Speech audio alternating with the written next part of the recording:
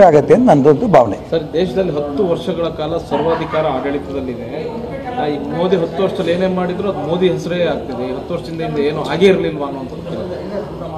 10 ವರ್ಷದಿಂದ ಗರೀಬಿ ಹಟಾವ್ ಅಂತ ಘೋಷಣೆಗಳು ಮಾಡ್ಕೊಂಡ್ಬಂದರು. ಅದ್ರ ಮುಂಚೆ ಗರೀಬಿ ಹಟಾವ್ ಆಯಿತಾ? ದಲಿತರು, ಹಿಂದುಳಿದವರು, ಅಲ್ಪಸಂಖ್ಯಾತರು ಅವ್ರು ಉದ್ಧಾರ ಮಾಡೋದೇ ನಮ್ಮ ಉದ್ದೇಶ ಅಂತ ಸ್ವತಂತ್ರ ಬಂದಾಗಿಂದ ನರೇಂದ್ರ ಮೋದಿ ಪ್ರಧಾನಮಂತ್ರಿ ಆಗತ್ತೆ ಅಂದ್ಕೊಂಡು ಕೂಡ ಕಾಂಗ್ರೆಸ್ನವ್ರು ಹೇಳ್ತಾ ಬಂದರು. ಯಾವ ಹಿಂದುಳಿದ ಕಾಲೋನಿಗೆ ಹೋಗಿ ಯಾವ ದಲಿತ ಕಾಲೋನಿಗೆ ಹೋದರೂ ಕೂಡ ಅವರ ಅಭಿವೃದ್ಧಿ ಆಗಿದ್ದು ಎಲ್ಲೂ ಕಾಣಲ್ಲ. ಅವ್ರ ವಿದ್ಯೆ ಇಲ್ಲ, ಉದ್ಯೋಗ ಇಲ್ಲ, ಮನೆ ಇಲ್ಲ ಅಂತ ಒಂದು ಪರಿಸ್ಥಿತಿ ಇತ್ತು.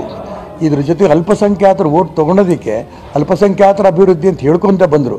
ಈಗ ಅಲ್ಪಸಂಖ್ಯಾತರು, ಹಿಂದುಳಿದವರು, ದಲಿತರು ಈ 3 ಜನ ಹೇಳ್ಕೊಂಡು ಈ 3 ಹೆಸರು ಹೇಳ್ಕೊತ ಬಂದು ಕಾಂಗ್ರೆಸ್ಸು ದೇಶದಲ್ಲಿ 60 ವರ್ಷ ಆಡಳಿತ ನಡೆಸಿದ್ರೂ ಕೂಡ ಆ 3 ಒಂದು ವ್ಯವಸ್ಥೆ ಏನಿದೆ ಹಿಂದುಳಿದವರಿಗೆ, ದಲಿತರಿಗೆ ಮತ್ತು ಅಲ್ಪಸಂಖ್ಯಾತರಿಗೆ ಏನು ನ್ಯಾಯ ಸಿಗಬೇಕಾಗಿತ್ತು ಅದು ಸಿಗದೇನೆ ನರೇಂದ್ರ ಮೋದಿ ಪ್ರಧಾನಮಂತ್ರಿ ಆದ ನಂತರ ಈ 3 ಸಮಾಜಗಳಿಗೆ, ಹಿಂದುಳಿದವರು, ದಲಿತರು, ಅಲ್ಪಸಂಖ್ಯಾತರಿಗೆ ಕಾಂಗ್ರೆಸ್ ಕೊಡದೇ ಇರೋಷ್ಟು ಅನುಕೂಲಗಳನ್ನು ಮಾಡಿಕೊಟ್ಟಿರೋದು ಆ ಹಿಂದುಳಿದವರಿಗೆ, ದಲಿತರು ಅರ್ಥ ಆಗಿ ಹಿಂದೆ ಹಿಂದುಳಿದವರು ದೊರೆತಿ ಭಾರತೀಯ ಜನತಾ ಪಾರ್ಟಿಲಿ ಇರಲಿಲ್ಲ, ನಮ್ಮ ಬೆಂಬಲವನ್ನು ಕೊಡ್ತಿರ್ಲಿಲ್ಲ.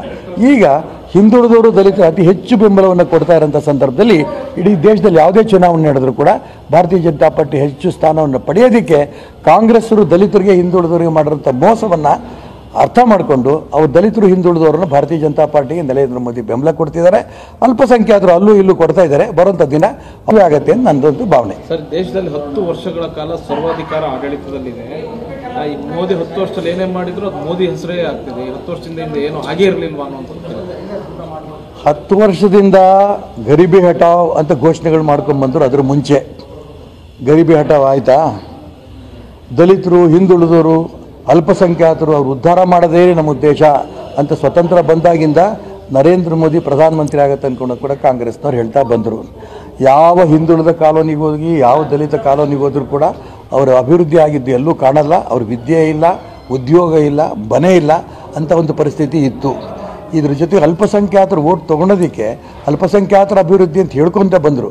ಈಗ ಅಲ್ಪಸಂಖ್ಯಾತರು, ಹಿಂದುಳಿದವರು, ದಲಿತರು ಈ 3 ಜನ ಹೇಳ್ಕೊಂಡು ಈ 3 ಹೆಸರು ಹೇಳ್ಕೊತ ಬಂದು ಕಾಂಗ್ರೆಸ್ಸು ದೇಶದಲ್ಲಿ 60 ವರ್ಷ ಆಡಳಿತ ನಡೆಸಿದ್ರೂ ಕೂಡ ಆ 3 ಒಂದು ವ್ಯವಸ್ಥೆ ಏನಿದೆ ಹಿಂದುಳಿದವರಿಗೆ, ದಲಿತರಿಗೆ ಮತ್ತು ಅಲ್ಪಸಂಖ್ಯಾತರಿಗೆ ಏನು ನ್ಯಾಯ ಸಿಗಬೇಕಾಗಿತ್ತು ಅದು ಸಿಗದೇನೆ ನರೇಂದ್ರ ಮೋದಿ ಪ್ರಧಾನಮಂತ್ರಿ ಆದ ನಂತರ ಈ 3 ಸಮಾಜಗಳಿಗೆ, ಹಿಂದುಳಿದವರು, ದಲಿತರು, ಅಲ್ಪಸಂಖ್ಯಾತರಿಗೆ ಕಾಂಗ್ರೆಸ್ ಕೊಡದೇ ಇರೋಷ್ಟು ಅನುಕೂಲಗಳನ್ನು ಮಾಡಿಕೊಟ್ಟಿರೋದು ಆ ಹಿಂದುಳಿದವರಿಗೆ, ದಲಿತರು ಅರ್ಥ ಆಗಿ ಹಿಂದೆ ಹಿಂದುಳಿದವರು ದೊರೆತಿ ಭಾರತೀಯ ಜನತಾ ಪಾರ್ಟಿಲಿ ಇರಲಿಲ್ಲ, ನಮ್ಮ ಬೆಂಬಲವನ್ನು ಕೊಡ್ತಿರ್ಲಿಲ್ಲ.